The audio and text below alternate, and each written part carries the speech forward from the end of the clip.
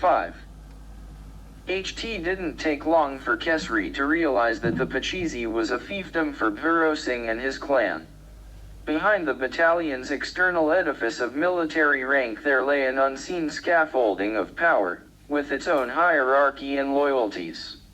This was not just tolerated but even encouraged by the battalion's British officers, who relied on this fraternity to bring in new recruits and to pass on information about the men. Not being a member of the clan, Kesri had to look elsewhere to learn about the Pachisi's inner workings. The man he turned to was a gifted but unlikely source of advice, none other than Paglababa, the Naga ascetic who traveled everywhere with the battalion. Paglababa was thin and very tall, with limbs that looked as if they were made from fire-blackened bamboo. His joints were huge and gnarled, and his skin was smeared from head to toe with ash, as was his matted hair, which he wore on his head in a thick turban of coils. When the battalion was on the move, he marched with his earthly possessions on his back, slung on a length of rope. They consisted of a rolled-up mat, a set of 3 sharp-edged discs and a standard-issue brass lota, no different from those that were strapped upon the knapsacks of the sepoys. At the insistence of the battalion's English officers he would sometimes wear a band of cloth around his waist, but when out of their sight he usually tucked it in so that it covered nothing. The ash was his clothing, he liked to say, and his genitals and pubes were daubed even more liberally with it than the rest of his body. The English officers hated Paglababa, and not just because he liked to bring the blush to their cheeks by flaunting his impressive manhood. They resented him for his hold on the soldiers and were flummoxed by his appeal. They never tired of pointing out to the sepoys that every Paltan had its contingent of regimental pundits and Maovis to serve their religious needs. These functionaries were army employees, just like the Anglican chaplains who ministered to the officers, and the Catholic padres who tended to the battalion's drummers, fifers, and musicians, most of whom were Christian Eurasians and had entered the ranks through orphanages and poorhouses. To the officers it was baffling that with so many respectable men of religion to turn to, the sepoys should resort instead to a naked butt-mash who didn't even take the trouble to wear a long goodie and went around with his artillery hanging out, as if to deliver a barrage. What they didn't understand was that as far as most sepoys were concerned, regimental pundits and Maovis were important only for formal observances. When it came to their private hopes and fears, sorrows and beliefs, they needed messengers of a different kind. Ascetics like Paglababa were not just men of religion but also soldiers, and had served in armies and warrior bands. They understood the lives of sepoys in a way that no pundit or Maulana ever could. They provided practical advice as well as spiritual guidance. In the battlefield, sepoys had much more faith in the protection of the amulets they received from fakirs and sadhus than in the blessings of pundits and imams. It was also a great help that the ascetics were unusually well informed. Their networks extended everywhere and they frequently had access to better intelligence than the army's spies. For all these reasons there was scarcely a battalion in Bengal that did not have an ascetic in its camp, and it didn't matter what religion they professed to follow or whether they called themselves Gosains or Sufis. This too was a great annoyance to the Angrez officers, for they liked to have people neatly in their places, with the Gentas and Muselmen in their own corners. Kesri was fortunate in being drawn into Paglababa's inner circle through no effort of his own. It so happened that Paglababa had paid many visits to the annual Mela that was held near Nayanpur. He had an astonishing memory for names and faces, and he remembered having seen Kesri there, many years before. Because of that chance connection he took an interest in Kesri's welfare from the time he entered the Paltan, and Kesri, for his part, felt an instinctive affinity for Paglababa, largely because he made fun of pundits and purohits and all their endless observances of rules and rituals. It was Paglababa who told Kesri about a way to get ahead in the Paltan without having to depend on Bhuro Singh and his clan, volunteering for overseas service.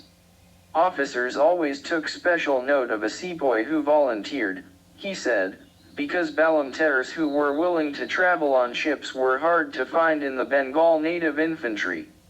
Most of the sepoys of the Bengal army were from inland regions like Bihar and Awadh, and they didn't like to cross the sea. Some felt that it compromised their caste standing, others objected to the additional expense as well as the inconvenience and danger.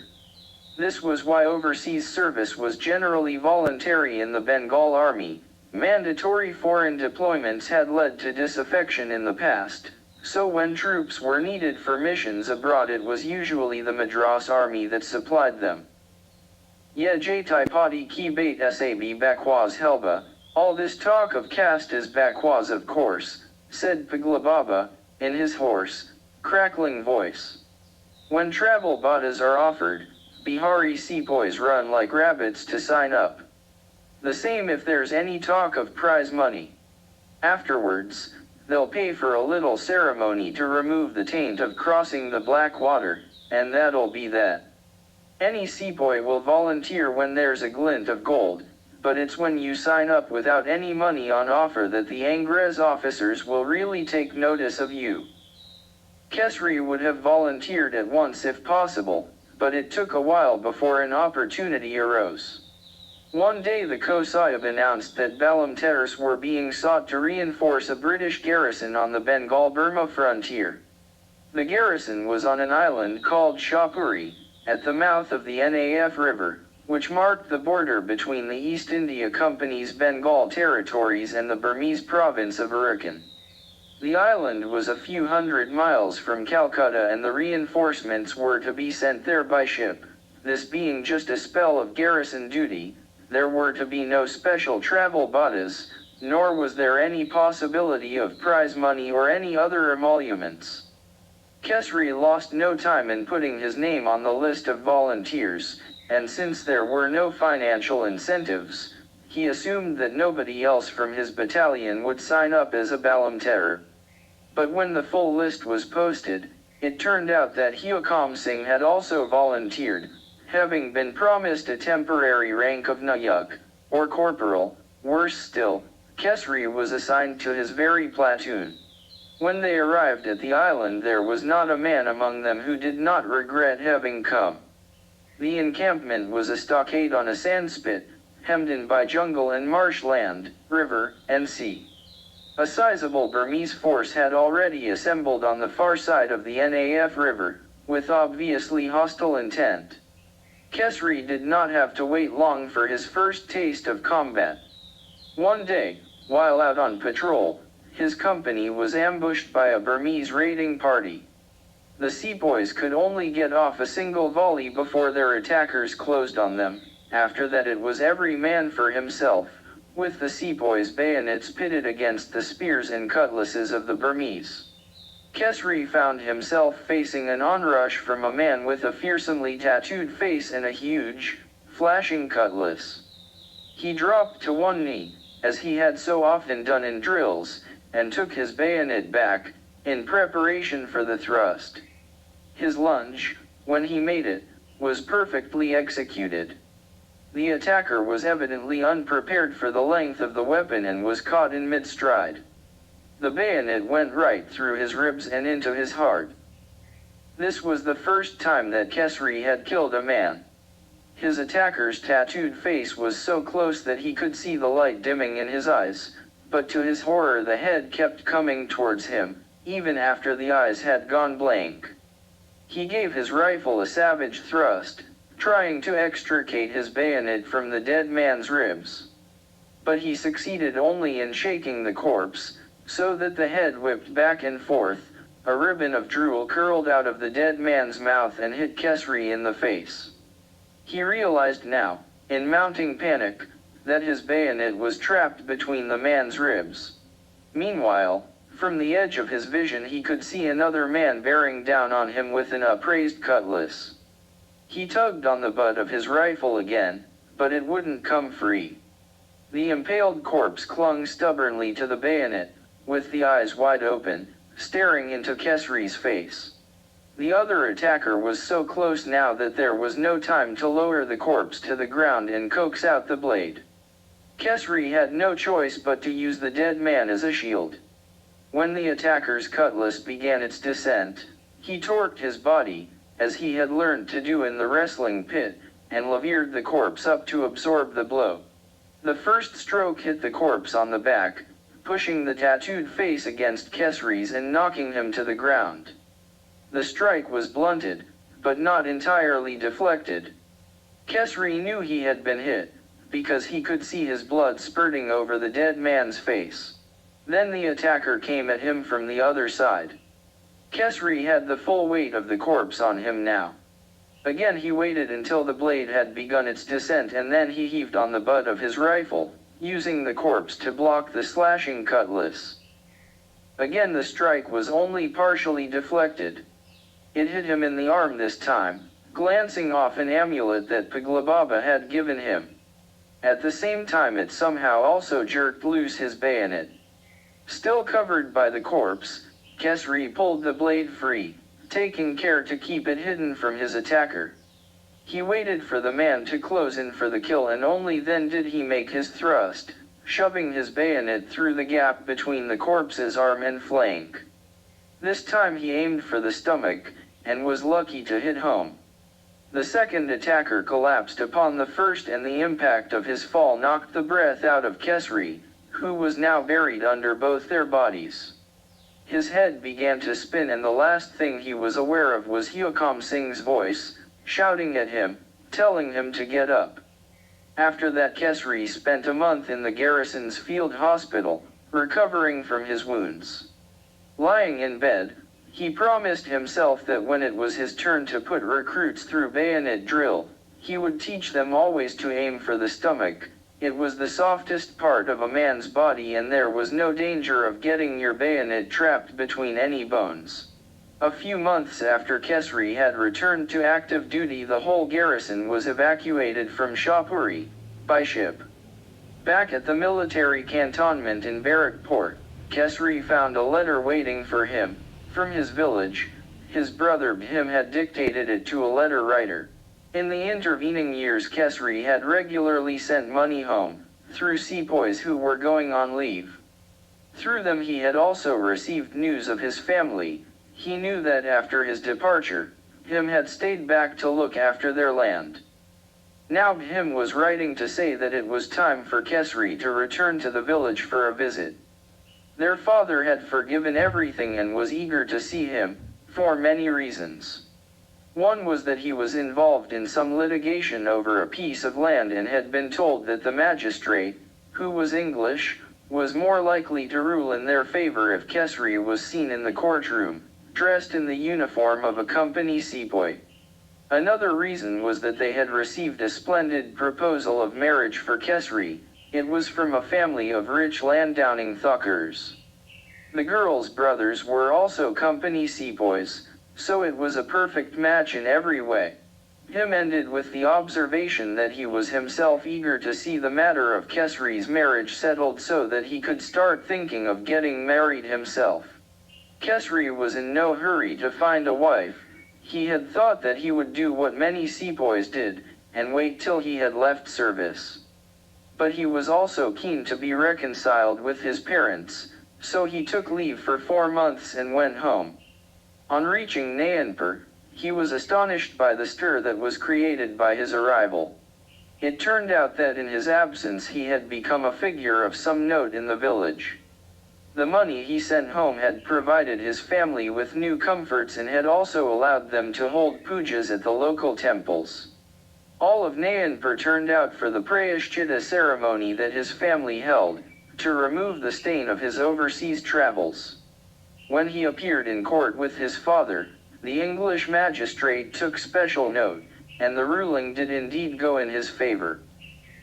As for Kesri's doubts about getting married, they were quickly swept aside by his family. The dowry that had been offered was so substantial that there would have been no question of saying no to the alliance, even if he had wanted to, which he didn't. Since there were no grounds for objection, the bride was plump, fair, and quite amiable, and she also got on well with his mother and sisters, especially Didi, who doted on her.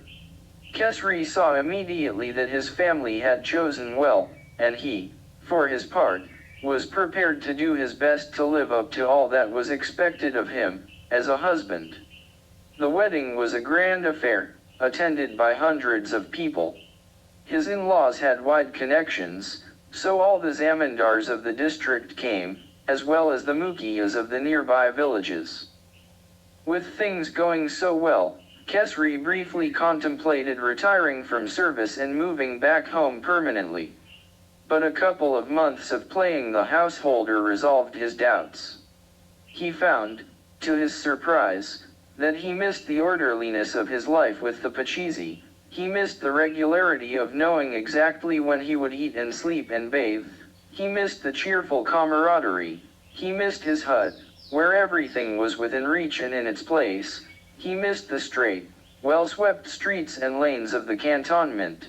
The gullies of the village he had grown up in now seemed to him chaotic and dirty. After a few months of family life, even the oppressive hierarchies of military rank seemed more bearable. At least you knew exactly where you stood with everyone around you, and coping with the petty tyrannies of nakes and havildars was no more difficult than dealing with his father. And compared with the complications of the marital bed, his transactions with Gulabi were vastly more satisfying. But even if Kesri had been inclined to stay, he knew it wouldn't have been feasible.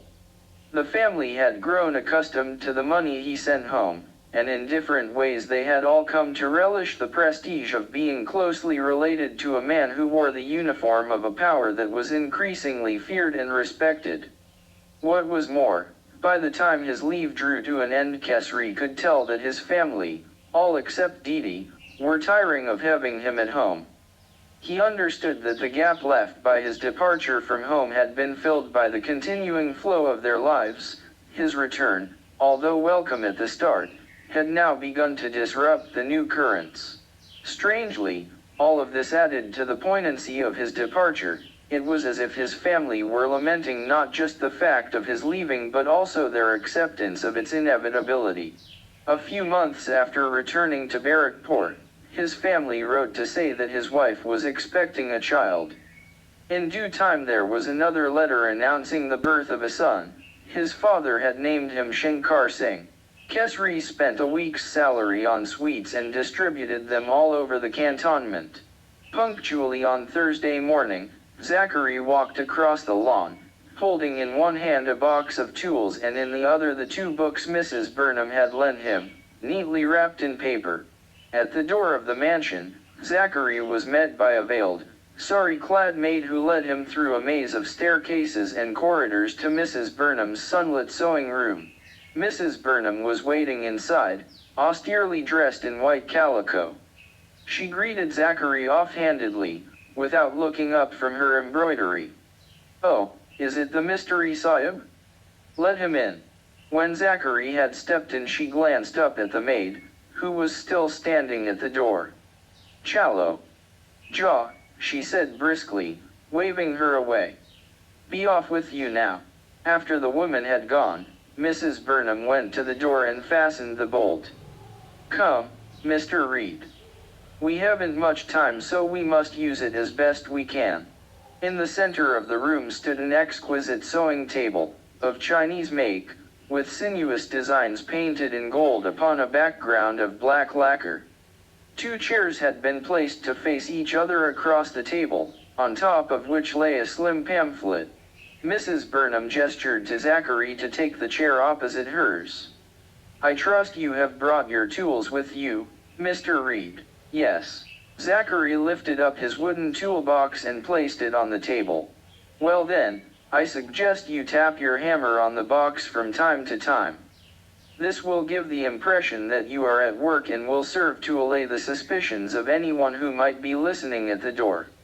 The natives are prying little bandars, you know, and just as curious. Precautions are always in order." "Certainly, ma'am." Zachary took out his hammer and began to tap lightly on the lid.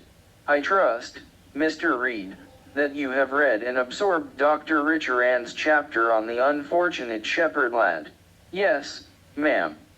Zachary fixed his attention on the toolbox, grateful for an excuse to keep his eyes lowered. May I ask what effect it had on you? Zachary swallowed. It was very disturbing, ma'am. She was quick to pounce on this. Aha. And is that because you feel yourself to be in danger of arriving at a similar plight? Why no, ma'am, said Zachary quickly. My condition is not, I assure you, nearly so serious as that of the shepherd. Oh. The exclamation was not devoid of some disappointment. And what of the lecture, Mr. Reed?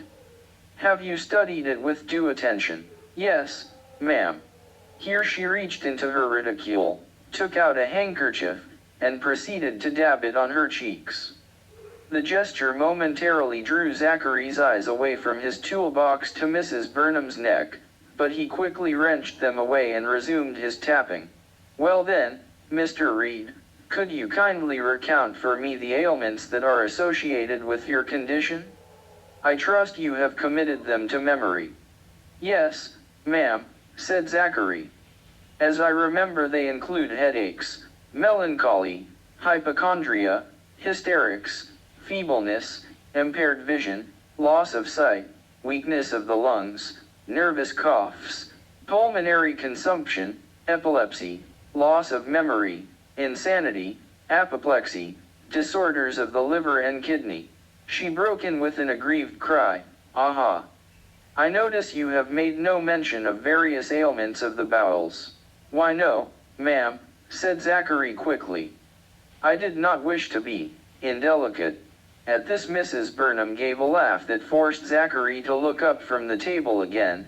He could not help but note that two bright spots of color had now appeared on her cheeks. Oh, Mr. Reed, she cried. If I were so feeble a creature as to be put to the blush by a mention of kebabs and dubbers, I would scarcely have shouldered the burden of helping you to find a cure for your condition. But even as she was saying this, her words were contradicted by the expansion of the spots of color on her cheeks. Now, as if to distract herself, she reached for an embroidery frame and picked up a needle. Please do not be concerned about sparing my ears, she said, as her needle began to fly.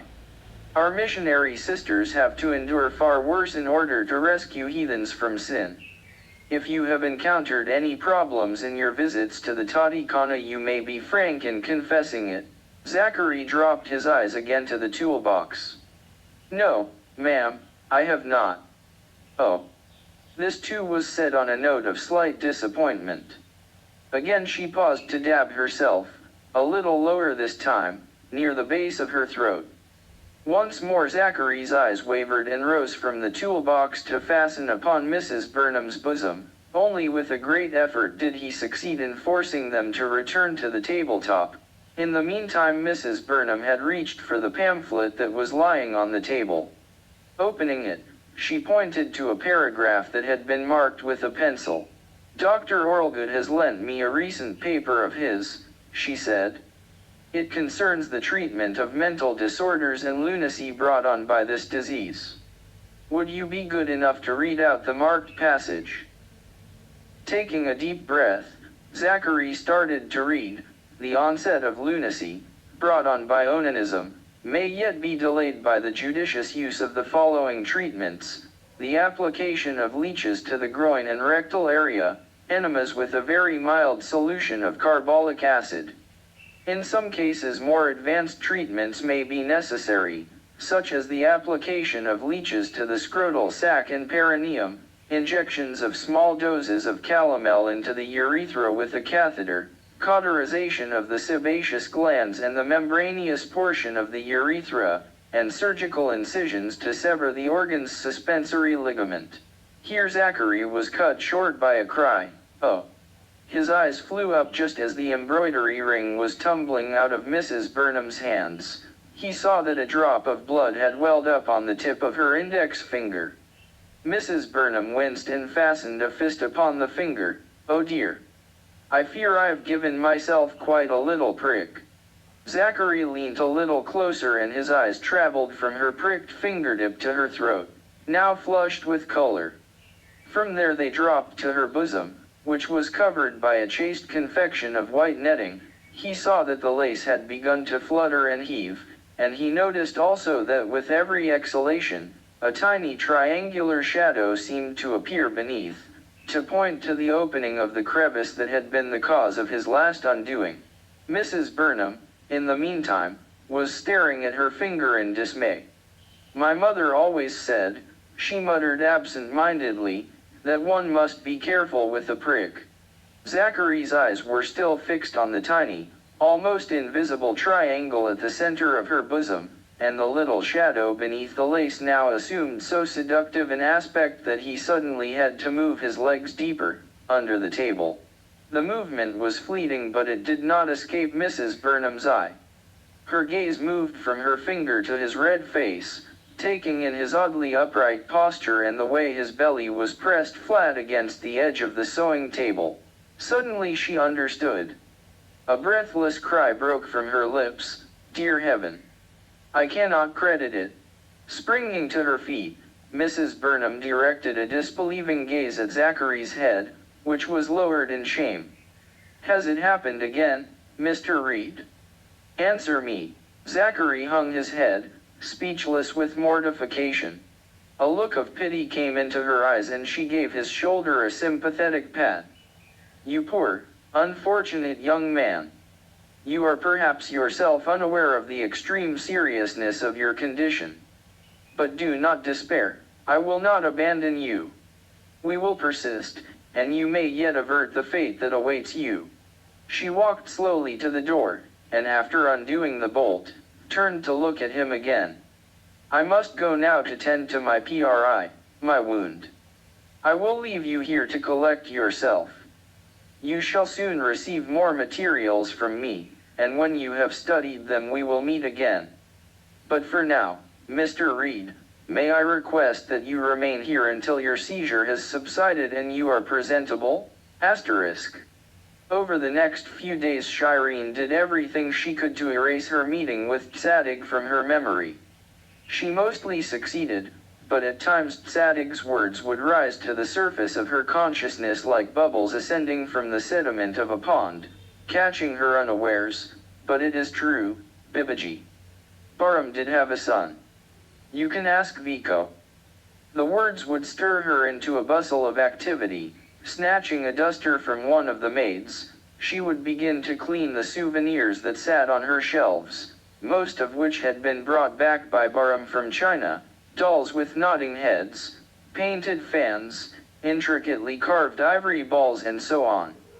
Often she would end up facing the luminous square of glass that had Bahram's portrait on it, and sometimes within its familiar lines she would glimpse shapes that were not quite visible to her eyes.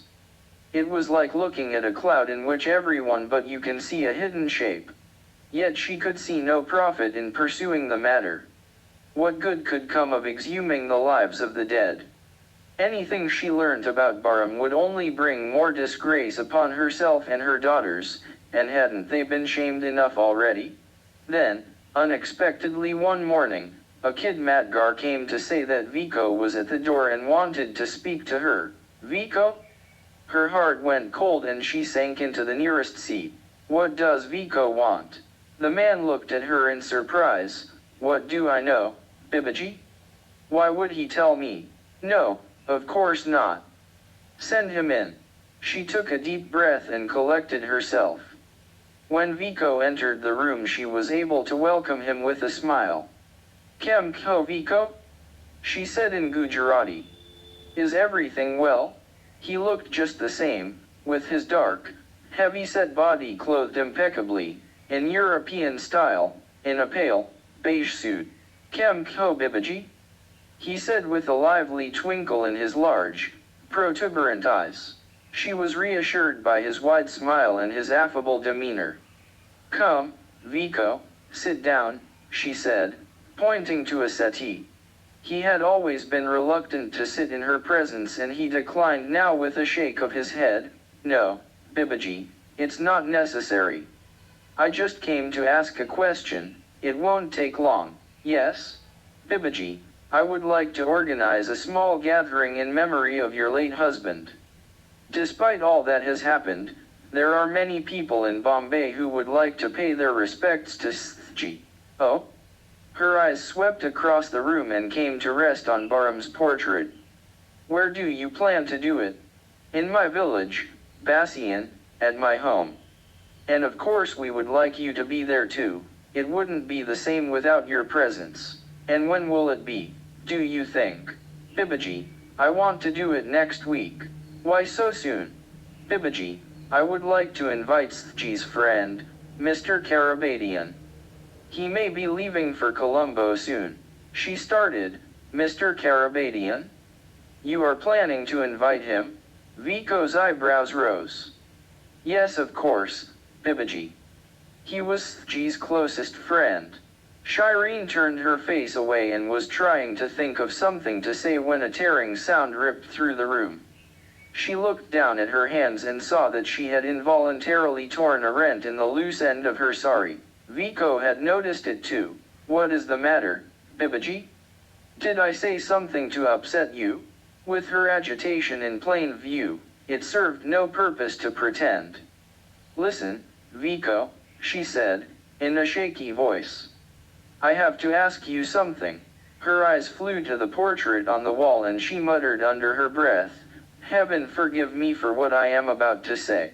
Yes, Bibaji, Vico, some rumors have come to my ears. About my husband. Oh?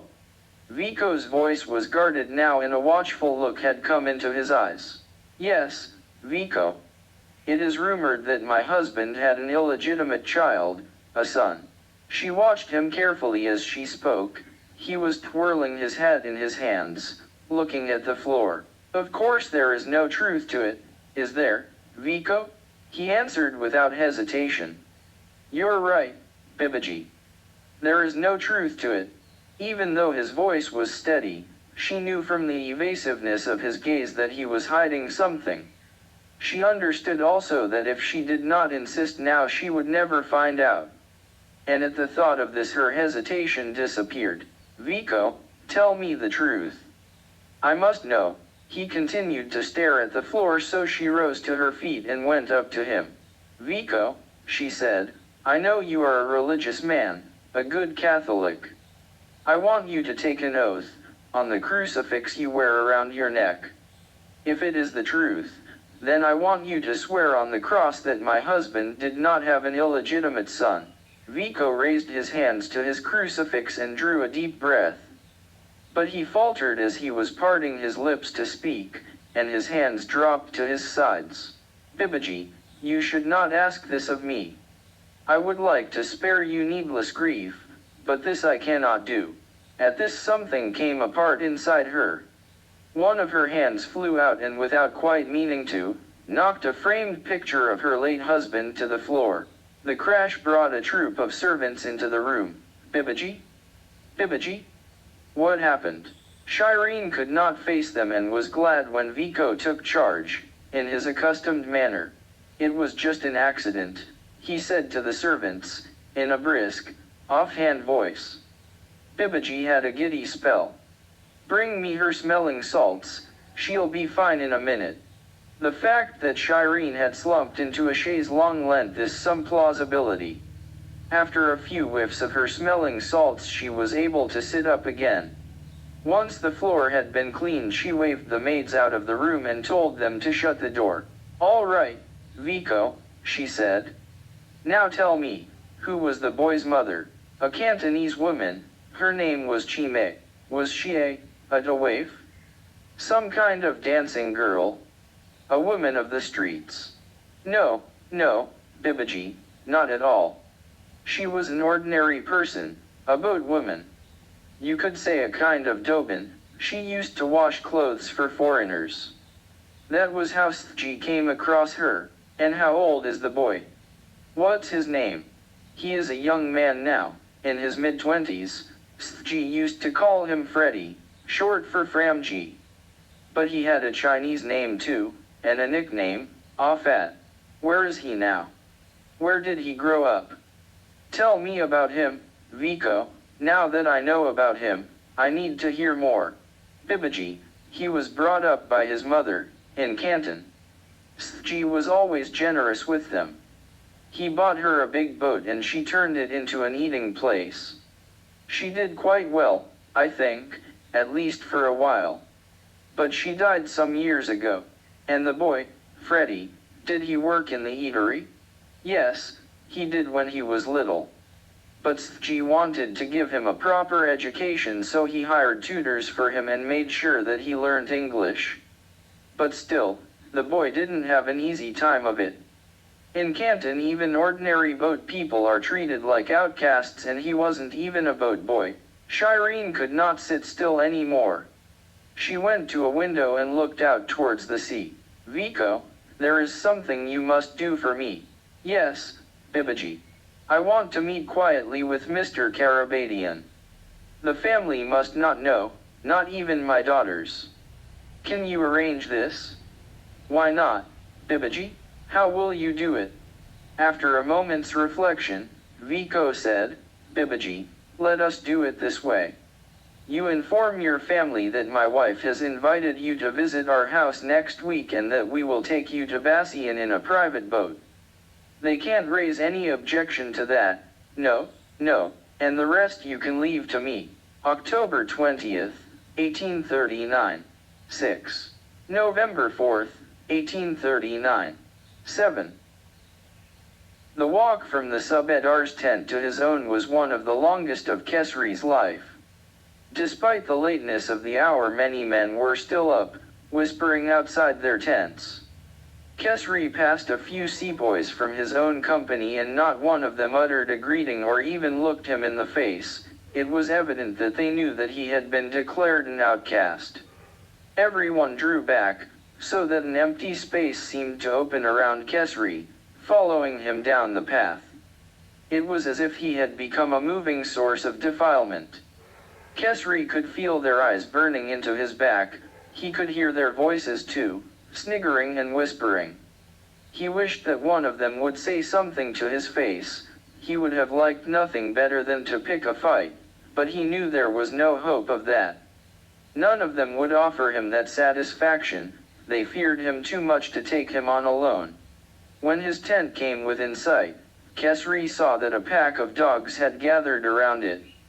They were fighting over a heap of bones and offal that someone had emptied there, in his absence.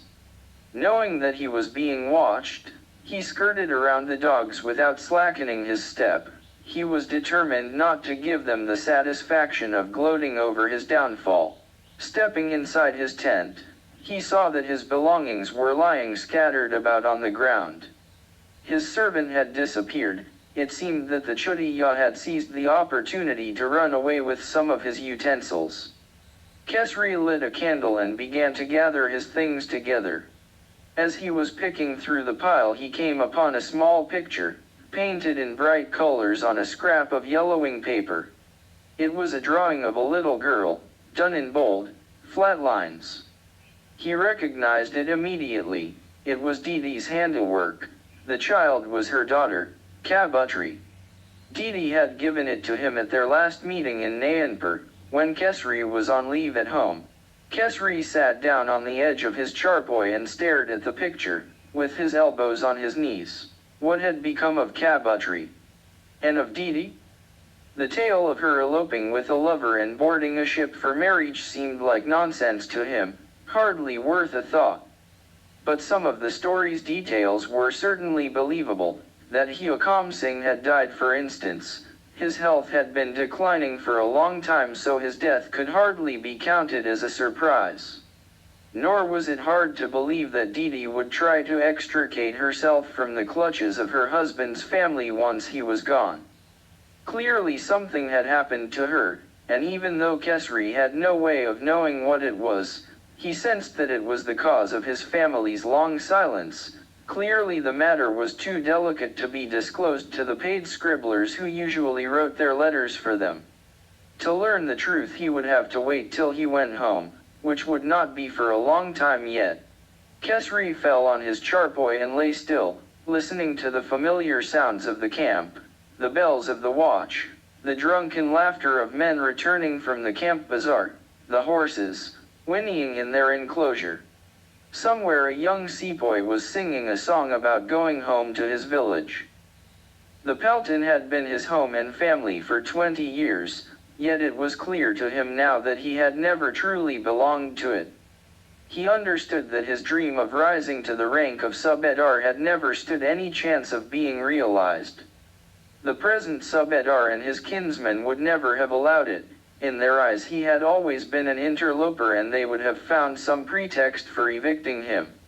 And the worst part of it was that none of this was truly new. He had known it all along, in his heart, but had failed to recognize and act on it. This realization brought on a wave of disgust, directed as much at himself as towards the men he had considered his comrades in arms. He remembered that Gulabi had often tried to warn him about his enemies, but he had never paid attention. Now she too would have to sever her connections with him. If not, she would lose her place in the camp bazaar. The subedar would make sure of that. For Gulabi's sake, as much as for his own, Kesri understood that he would have to leave the battalion. Once a sentence of ostracism had been passed, it was impossible for a man to continue in his old Pelton. Kesri had seen it happen before, so he knew the subedar had it in his power to make it impossible for him to discharge his duties. If he were to turn up at the parade ground tomorrow, his orders would not be obeyed. There was no doubt of it. He would have to leave. But where was he to go? To transfer to another unit at this point in his career would be very difficult, and to retire now would mean sacrificing the pension that he would be entitled to if he remained in the army another 2 years. But what was he to do in the interim? The cruelest part was that this had happened at a time when he was too tired to think clearly. He stretched himself out on his charpoy and dozed off. When he woke next, it was to find Paglababa sitting beside him. Kesri, why are you sleeping? Haven't you heard? Misabi is leaving for Calcutta tomorrow. Kesri sat up with a start. What are you saying, Paglababa? Didn't Misabi ask you something the other day? Suddenly Kesri remembered the adjutant's offer. Are you saying I should volunteer for the expedition? Yes, Kesri, what else? Kesri jumped to his feet and lifted the canvas flap of his tent. It was well past midnight now, but across the parade ground, in the adjutant's tent, a lamp was still burning. Go, Kesri, go now. Kesri caught hold of Paglababa's hand. I'll go, he said, but listen, tell Gulabi to come to me tonight. I want to see her, one last time. Thiek hai. A moment later, Paglababa slipped away, as softly as he had come. Kesri stepped out of his tent, stiffened his shoulders and began to walk towards the officers' lines. Had the adjutant been anyone other than Captain Me, the thought of intruding upon him at this hour of the night would not have occurred to Kesri. But his bond with Captain Me was different from the usual relationship between sepoy and officer. Looking at the lamp in the adjutant's tent, he had the distinct feeling that Captain Me was expecting him. Sir? Misabi? Yes? Who is it? The flaps at the tent's entrance parted and Captain Me's face appeared between them. Oh, it's you, Havildar. Come in. Stepping inside, Kesri saw that Captain Me was in the process of packing. An overfilled trunk stood beside his cot and a heap of papers lay piled on his desk. I'm leaving early tomorrow, said Captain Me curtly, for Calcutta. I know, sir, said Kesri. That is why I have come. Yes, Havildar. Go on. I also want to go, sir. With you, really? Yes, sir. I want to go as Balamterer. Captain Me's face broke into a wide smile. He stepped up to Kesri with his hand outstretched. That's the barber, Havildar. Knew you'd come up trumps. Don't know why you've changed your mind, but I'm fizzing glad you have. Kesri flinched, for he knew that the captain was probably lying in order to spare his feelings. In all likelihood Captain Me was well aware of the exact reasons for his change of mind. As with any good adjutant, very little happened in the battalion without the captain knowing of it. Scuffles and quarrels, thefts and arguments, nothing evaded his attention. Having himself served as Sahib's first and most trusted informer, it was no secret to Kesri that the captain had sources in every company and platoon. News of the meeting in the subedar's tent would have reached him within minutes of its conclusion, and he would have grasped immediately what it meant for Kesri. Sentences of ostracism had been passed before in the Palton, not just among the sepoys but also among the officers. When they did it to one of their own, they'd say that he had been sent to Coventry. Among them too it amounted to a sentence of expulsion.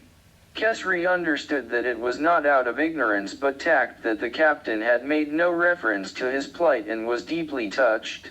"Thank you, Captain Sabi." Captain Me brushed this aside. "Well, it's settled then," he said. "I don't think the co will object, but still, I'd better get you to sign the papers right now so that he can see them first thing in the morning." Through the rest of the interview Mr. Me's demeanor remained crisply matter-of-fact. But at the end, when all the paperwork had been completed, his manner changed. He stepped out from behind his field desk and placed a hand on Kesri's shoulder. "I'm glad you're coming along, Havildar," he said in an unusually somber voice. "It'll make things much easier. We've always understood each other well, haven't we? I doubt there's another pair of men in the battalion who know each other as well as you and I do." The directness of Captain Me's words took Kesri aback. He would not have expressed himself in this way, but it struck him now that the adjutant was right. It was a fact that after having spent 2 decades in the Palton, none of his fellow sepoys had uttered a word of sympathy. The only man who had put a friendly hand on his shoulder was not someone of his own caste and color, but rather an Angrez on whom he had no claim whatever. The thought caused an unaccustomed prickling in Kesri's eyes, and he realized, to his shock, that he was near tears. Fortunately, the interview was almost at an end. "All right then, Havildar," said Captain Me. "Please report to the officers' mess after Shoti Hajri tomorrow. Gaj 10 Sahib." Kesri snapped off a salute and stepped outside. It was very late now and the campground was empty. Back in his tent Kesri packed a few of his things before lying down. For a while he listened for footsteps, thinking that Gulabi might come, although in his heart he knew that she wouldn't. He could not find it in himself to blame her for staying away. If she were found out, the subedar was sure to visit some dire punishment on her. To risk her livelihood, and that of her girls, would be foolhardy. Even though he understood her situation, the thought that he would never see her again filled him with sadness. No one knew his injuries as well as she did. Her touch was so deft that she could make the sensitive edges of old scars pulsate with feeling. Her fingers worked such magic that it was as if old wounds had been miraculously transformed into organs of pleasure. Now it was as if all his scars were weeping for her touch. He remembered the very first time he had lain with Gulabi, as a raw recruit, and he recalled how a voice in his head had warned that he would pay for his pleasure one day. Now that the day had come, he resolved that he would go back to practicing the disciplines of celibacy that he had abandoned on joining the Pachizi. To return to the wrestler's state of Brahmacharya would be his penance for the years he had wasted as a sepoy. Kesri thought of his years with the Pachizi, the battles and skirmishes, and the pride he had taken in the Palton, and a bitter, ashen taste filled his mouth. He remembered that it was Didi who had conspired to get him into the battalion, and he wondered if it had been written in their shared kismet that she would also be the cause of his leaving it. Yet he felt no rancor towards her.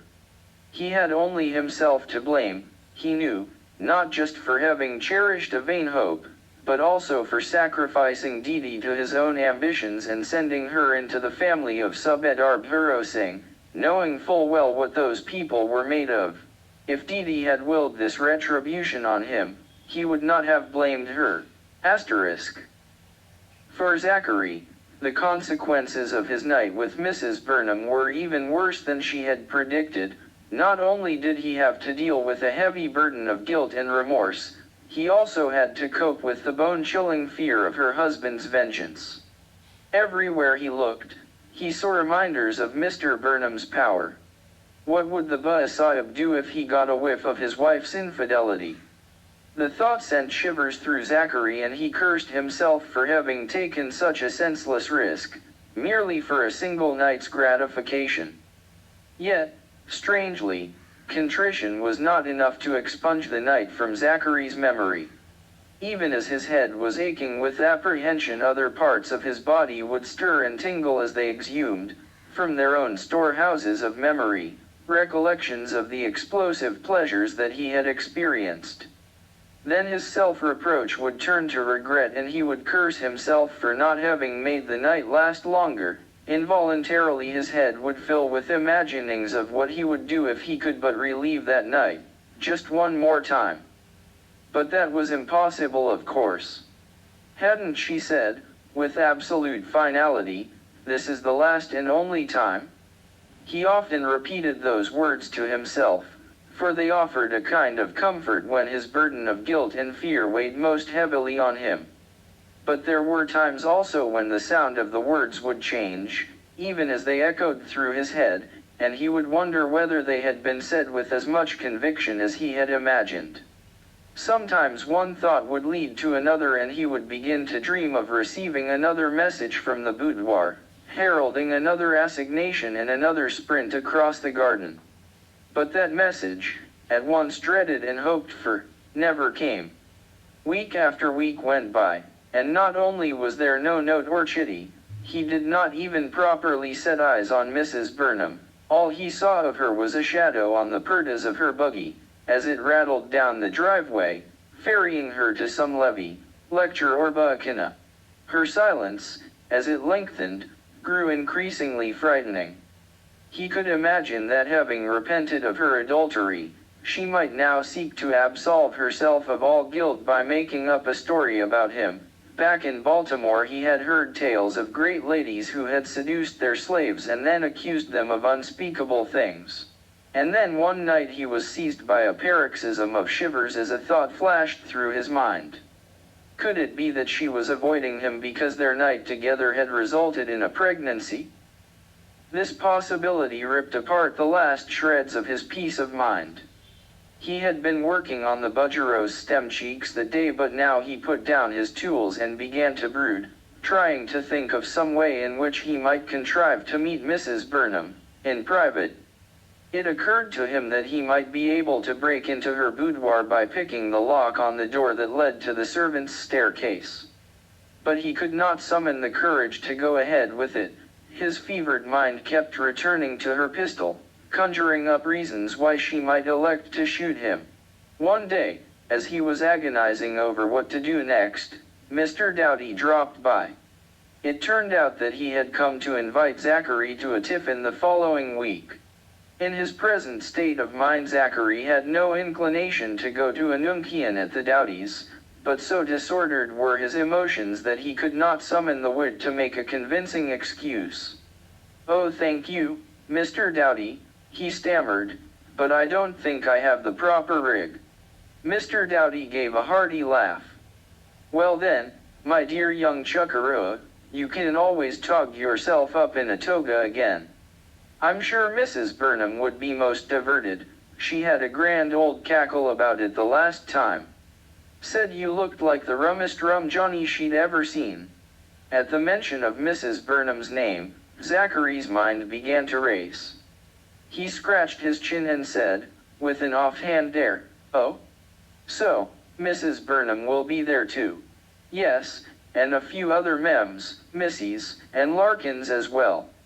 But we're a little short of launders and chuckaroos, which is why Mrs. Doughty sent me over to puckrow you." "I'll be there," said Zachary. "Thank you, Mr. Doughty." "Good. And if you're looking to tog yourself out on the cheap, you couldn't do better than to visit the auction houses on Sunday.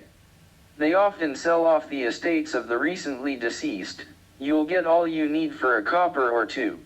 Zachary decided to heed Mr. Doughty's advice, and when Sunday came he reached under his mattress and pulled out his purse. The coins in it were miserably few. Counting them out one by one, it seemed to Zachary that all his other travails would have been bearable if only he had not been so damned poor. His eyes strayed to the gilded sconces that lined the interior of the budgerow, and it occurred to him that it would be easy to sell a couple of them in the market. Nobody would notice. He rose to his feet and went to take a closer look. Prying them off would be simple enough, just a matter of extracting a few nails. He fetched an awl and was about to dig into the wood when a sudden qualm made him withdraw his hand. Behind that gilded sconce he could see a tunnel that led to some mysterious unknown thievery, and he could not bring himself to go in. He put aside the awl and stuffed his meager few coins into the pocket of his breeches. A long walk brought Zachary to the center of Calcutta, from where he asked his way to the doors of one of the auction houses on Russell Street. At the cost of almost emptying his pocket, he was able to acquire a suit that had belonged to a recently deceased apothecary by the name of Quinn. Not till the morning of the Doughty's tiffin did it occur to him that the suit had a strange smell, of mildew and sweat mingled with the odor of something medicinal, but of course it was too late to do anything about it. He put it on, hoping that no one would notice, in vain, for the kidmadgar who opened the door for him, at the Doughty's residence, recognized the suit immediately and gave a shriek, as if he'd seen a ghost. "Quinn Sahib? Ardeko, Quinn Sahib Cobb Hood Aagi. The noise brought Mr. Doughty to the door, and he too uttered a cry of surprise. "Good God, Reed. Those aren't old Quinn's tugs you're wearing, are you?" He had only one suit, you know, and his shop was around the corner, so we saw him in it every day. Mrs. Doughty and every other memsahib in the city bought their laudanum from him. Zachary spluttered in protest. "Well, it was you, Mr. Doughty, who said to go to the auctions." "How was I to know?" "Oh well, never mind. You can hardly take it off now. Come into the bedok canoe and put your bottom to anchor." Zachary had taken only a few steps into the receiving room when he caught sight of Mrs. Burnham. She was on the far side of the room, seated on a settee, wearing an airy gown of pink tulle, with trimmings the color of rich, red wine. Her face, with its tumbling halo of curls, was framed by the rim of a heart-shaped bonnet. The feather on the bonnet's crown was swaying gently under the punkah that was swinging overhead, stirring the sultry air. Although Zachary was well within Mrs. Burnham's field of vision, she seemed to be oblivious to his presence. She was chatting to two severe-looking memsahibs with her usual air of languid indifference. Almost at once Zachary's eyes dropped to her midriff. 7 weeks had passed since that night, and it was conceivable that if it had led to the outcome that he most feared, a pregnancy, some sign of it would already be visible. He saw nothing to confirm his fears, but he could not wrench his gaze away. And then his eyes played a cruel trick on him. They stripped away the frothing pink fabric of her dress to reveal what lay beneath. He beheld once again the slope of her belly, curving steeply down towards a forest of soft, downy curls. He remembered the ease with which he had slipped through that silken canopy, and how the warmth of his welcome had led him to plunge deeper and deeper until he reached what seemed to be an unattainable extremity. He remembered how joyfully he had been received in that haven, and how this had created the illusion that he had been accepted into an empire where he had never thought he would belong, and as that fantasy faded, and his nose caught, once again, the musty smell of his threadbare suit, he wondered how it was possible that the most secret parts of himself could have been given so warm a welcome by someone who would not grant the least gesture of recognition to his clothed body. The injustice of it kindled a spark of defiance in him, propelling him to move towards the settee. It was only natural, he told himself, that he should make his salams to her. It was no secret, after all, that he was an employee of her husband's, almost a retainer, and had she not danced with him in public, at the ball? Mrs. Burnham was still gossiping airily with her companions and showed no signs of having noticed his presence. As he approached the settee, he caught the fluting sound of her voice. "Oh, I assure you, my dear Augusta, the trouble in China is due solely to Commissioner Lin. He's a monster, Mr. Burnham says, an absolute dragon." She seemed to be intent on her story and took not the slightest notice of Zachary until he was directly in front of her, bowing. Then she gave a little start and glanced up. "Pon my civvy. Oh, it's you. Mr. Mr. Never mind." She inclined her head slightly, to give Zachary a perfunctory nod. The gesture was not so much a greeting as a sign of dismissal. Then, turning her shoulder on him, she resumed her conversation. The snub stunned Zachary. He turned on his heels quickly, to hide his flaming cheeks, and shambled off in the other direction. As he was making his retreat, he heard her say, in a piercing whisper, "I'm sorry I didn't introduce him, Augusta dear, but I can't for the life of me remember his name. Anyway, it doesn't signify. He's a nobody, just one of Mr. Burnham's mysteries." "A mystery, is he?" "From the smell of him, I'd have taken him for a drug German. Whatever made the Dowdies think of asking him? Really, I must have a word with them. They'll be inviting the Mollies and Moochies next." It was all that Zachary could do not to clap his hands over his ears. If a whip had landed on his back, it could not have had a harsher sting. To remain in that room another minute was more than he could bear. Giving Mr. Dowdy the slip, he headed straight for the door. But as he was picking up his hat, he threw a glance over his shoulder, and at exactly that moment Mrs. Burnham's eyes happened to look in his direction. Their eyes met for only an instant, but it was enough for her gaze to lodge in his head like an anchor fluke. Asterisk. For several weeks after Shirene's visit to Bassian, there was no word from Tzadik Bey. Knowing that he was due to leave for Colombo soon, she began to wonder whether she would see him again before his departure. As the days went by, this question assumed an urgency that confused Shirene. It seemed shameful to her that her mind should dwell so much on this subject. She tried to persuade herself that it was only because of his connection with Barham that Tzadik figured so often in her thoughts. Sometimes she told herself that his entry into her life was a sign, that Barham himself had sent his friend to her, to open a window at the darkest hour of her life, to let a breath of air into the hushed gloom of her existence. Had she been able to think of a way to contact Tzadik directly, Shirene might have done so. But her only means of reaching him was through Vico, and she fought shy of raising the subject with him. A month went by, and when there was still no word from Tzadik, Shirene assumed that he had already left.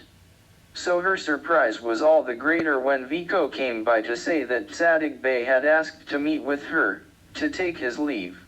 Through Vico it was arranged that they would again meet at the Catholic Church at Mazagon. When the day came, Shirene set off early and arrived several minutes before the appointed hour. To her surprise, Tzadik was already there, sitting in the same place where they'd sat before. He rose as she approached and bowed formally. "Good morning, Bibaji."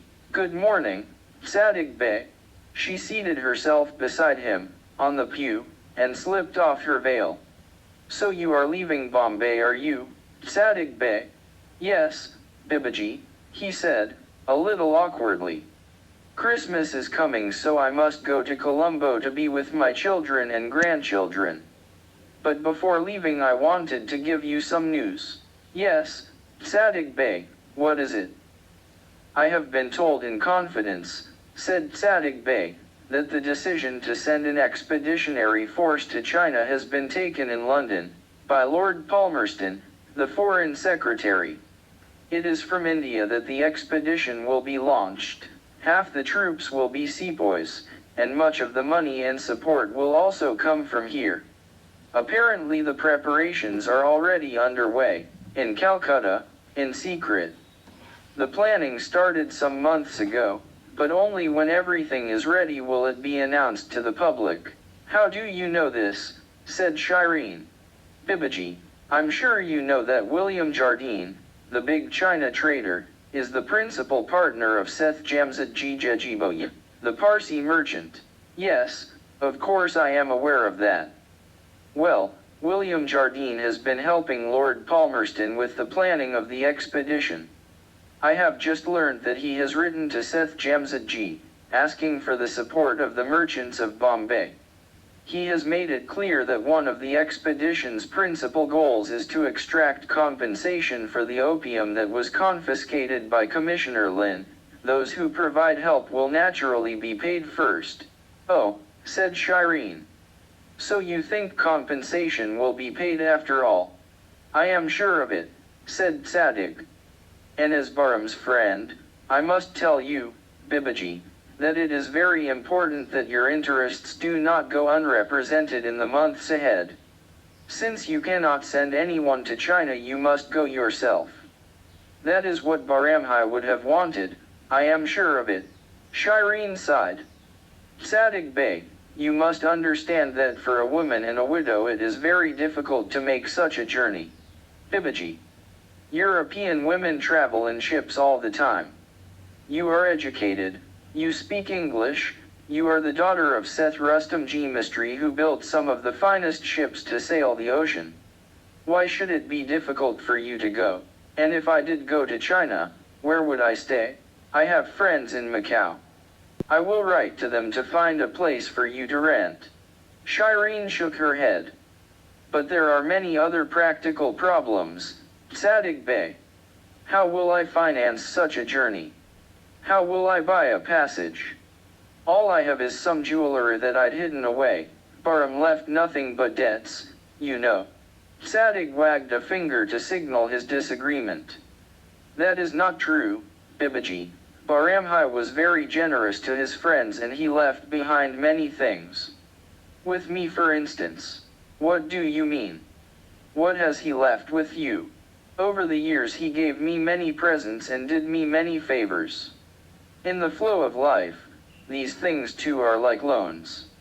Since you are his widow, it is only right that I should discharge those debts by paying for your passage. A startled blush rose to Shireen's cheeks. Sadiq Bey, that was not what I meant. I couldn't possibly accept money from you. Why not?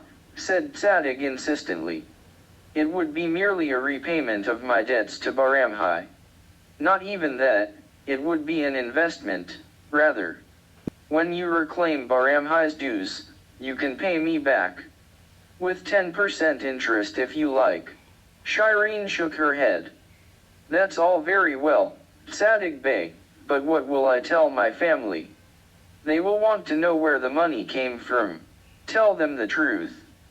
Tell them you had some jewelry hidden away and you've decided to sell it. That's all they need to know. Shireen began to fidget with the hem of her sari. Sadiq Bey, you don't understand. Money is only one small part of the problem. I also have to consider my family's name and reputation. There will be a huge scandal if people hear that I'm thinking of going to China, a widow, traveling alone. The Parsi Panchayat may even expel me from the community. And I have to think of my daughters too. They'll worry about my safety. Sadiq scratched his chin pensively. Bibaji, I too have been thinking about these matters and a solution has occurred to me. As you know, Vico's cousin Rosa has spent some time in Macau. While she was there she worked in the Misericordia, which is a Catholic charity that runs hospitals and orphanages. The sisters have asked her to return and she is keen to do so but cannot afford the fare. She will gladly travel with you if her passage can be arranged and paid for. I have spoken to her about this. Your family cannot object to your going if you have a companion with you, can they? Instead of calming Shireen, this cast her into despair. A passage for Rosa. She struck her forehead with her hand. But Sadiq Bey, how could I possibly make all these arrangements? It's too difficult, I can't do it on my own. Sadig Bey brushed the back of her hand with his fingertips, very lightly. Please, Bibaji, do not upset yourself. Try to think of it calmly. Vico will help with the arrangements, and so will I. As it happens, I myself am due to travel to China next year. I will arrange matters so that I can sail on the same ship as you and Rosa. Whichever ship you take from Bombay, it is sure to stop in Colombo. I will join you there. Vico will let me know so that I can book my passage accordingly. You. The blood rushed to Shirene's face with such force that it was as if her cheeks had been scalded. But Sadig Bey, what would people say if they found out that we were traveling together? You know how people gossip. There's no reason why they should find out, said Sadig. And if they do, we can tell them that it was just coincidence that we were on the same ship. He paused to stroke his chin. For myself, I confess it would be a pleasure to make this journey with you. Cutting himself short, he coughed into his fist. When he resumed, it was as if he were correcting himself for having been too forward. What I meant is that it would be a pleasure to be of service to you on the journey. I would particularly like to arrange a meeting between you and Freddie, in Singapore. Shireen clapped her hands to her cheeks. Please stop, Sadig Bey, please stop, she cried. I can't make a decision like this at the snap of a finger. She rose to her feet, pulling the veil over her head. I need more time. Sadig rose too. Bibaji, he said quietly, as she was lowering her veil, please do not worry about the details. The difficulties are all in your head. Once you make up your mind, everything else will fall in place. These words made so deep an impression on her that she realized that she trusted Sadig completely, perhaps even more than Bahram. But she still could not bring herself to take the leap. Let me think about it, Sadig Bey. When I am ready, I will let you know, through Vico. But for now, let us say goodbye. November 18th, 1839.